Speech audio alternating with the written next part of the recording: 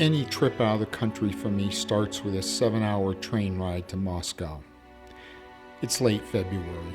I'm on my way to Florida. I wish the transition could be instantaneous. Wait a minute. I forgot. It's my video.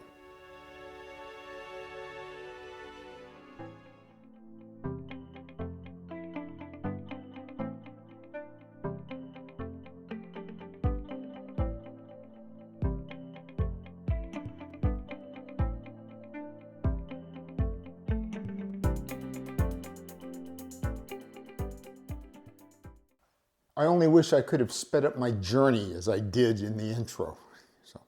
Hi, I'm Mark from An American in Russia.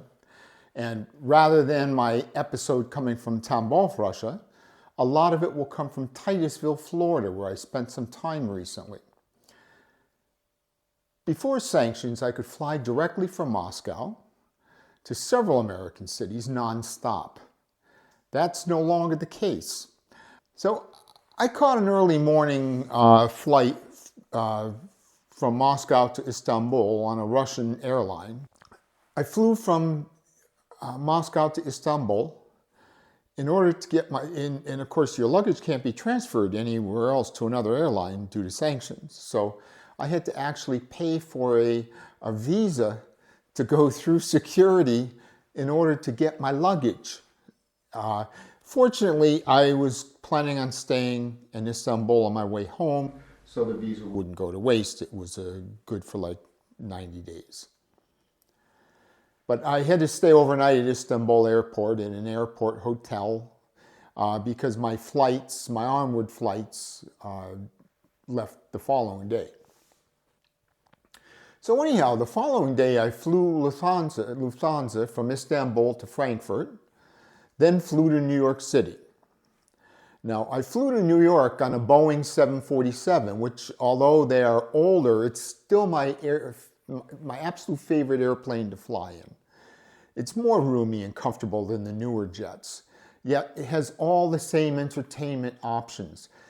I mean, it's small things like near bathrooms, for example. There's like a big waiting area where you could stand around without blocking the aisle or being in front of somebody, you're having your butt right in front of somebody's seat. So I like it. So landing at JFK after traveling through several really nice airports was the usual unpleasant experience. Now, my immigration officer asked me where I lived and when the last time I was in America. I told him. He proceeded to tell me that I'm not actually an American, which I told him he was wrong. I then asked him, where's this conversation going? Which in the past I would never do for fear of pissing off the officer, but now I was pissed. He said the conversation wasn't going anywhere special and stamped my passport. Looking at him and his name tag, I would guess that if he's even a citizen, that this just happened about 12 minutes ago. Yay, diversity! I flew JetBlue from JFK to Orlando. Now, I do like JetBlue.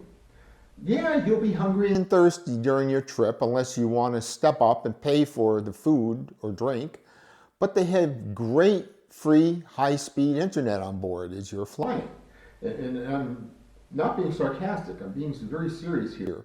So I was able to watch movies on my phone without having to pay to get earphones on the airplane for the entertainment in front of me. Finally, I made it to Florida and to my youngest son's house. I love this house. It's so typically Floridian. Single story and palm trees out in front. It's actually much bigger than it seems. There were 4 bedrooms, a kitchen, living room, dining room, 2 baths, and a really nice large screened-in porch out back. Well, plus also a large garage. In my last video, everything centered on Kennedy Space Center. Here I'll show you some other things we did to entertain ourselves while I was there in Florida with my son. We took a drive away from town and into the area where the ocean mixes with fresh water. I believe that we're on a part of the Indian River. Here was an area that was rather high traffic for manatees, otherwise known as sea cows. These are rather large water creatures, actually mammals, which average in size from 1,000 pounds, or about 450 kilos, up to 3,500 pounds, or about 1,500 kilos. All they eat are underwater grasses, and because of their grazing, they get the name sea cows. They often travel in groups. Unfortunately, apart from their fan-shaped tail, it's hard to see detail when you look at them in the water. They look all fat and blubbery, but they actually don't have blubber or fat, and therefore they're prone to dying if the waters are too cold. And when I say too cold, I mean less than 60 degrees Fahrenheit or 16 degrees Celsius. Now, they surface to breathe about every 3 to 5 minutes, but they can stay underwater for up to 20 minutes. They don't appear to be really smart or any kind of wonder mammals. They are easily cut by boat propellers because of how slow and close to the surface they swim. I've never heard of a manatee attack a swimmer before either. Legend has it that sailors would see these animals from a distance and think that they are actually beautiful women. It's believed that this is how the myth of the mermaid was born. Well, I don't know about this. I understand these sailors hadn't seen a woman for years sometimes, but I still can't see making this mistake. Even Christopher Columbus was believed to say when he first saw one, "They are not half as beautiful as they are painted." I think that's an understatement. Anyhow, they were much more interesting to see in person than they are to watch on video here after the fact. On video, they're rather boring, but it was still cool to see creatures of this size and in these numbers close up in nature. I enjoyed it. After spending some time with the manatees, we drove to some beach areas and in general just cruised around a bit.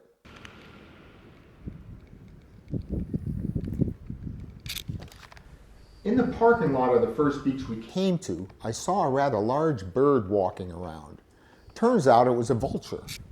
Now, I didn't see anything dead around, and I was feeling pretty good myself, but it was cool seeing one.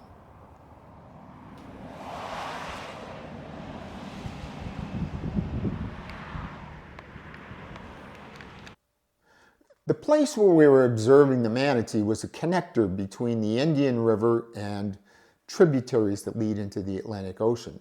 So there are several drawbridges there, primarily to let sailboats with tall masts pass through, as you can see in this fast motion clip. So people in Russia might be thinking about St. Petersburg in a situation like this. Think of it as a very, very warm, tropical St. Petersburg.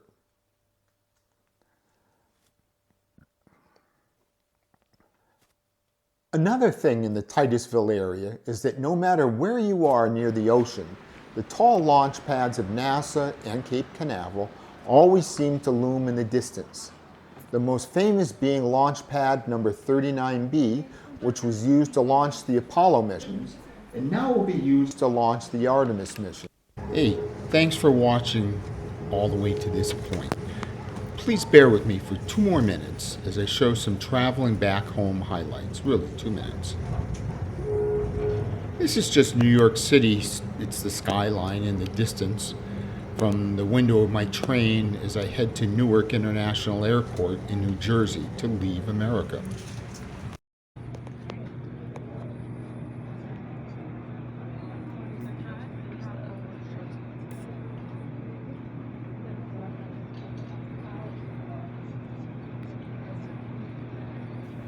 Here is the beautiful Boeing 787 Dreamliner that will carry me from the USA to Frankfurt, Germany.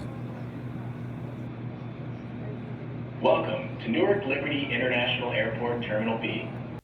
I previously ordered a car and driver to get me from the Istanbul airport to my hotel room, which would be my home for the next day and a half. I guess I must have checked off Pimp Mobile under type of vehicle. Look at that. Even stars on the ceiling.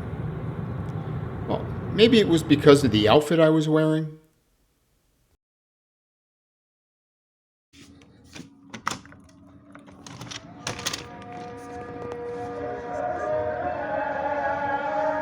I love Turkey and Turkish people. Remember though, that Turkey is a Muslim country and you will hear the calls to prayer, I think, maybe 5 times daily.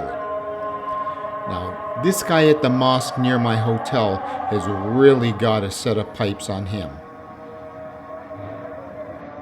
Well, thanks for watching till the end of my video. Now, this is not my normal type of video, but it was something I hope that you enjoyed watching nevertheless, and something that maybe some of you found interesting.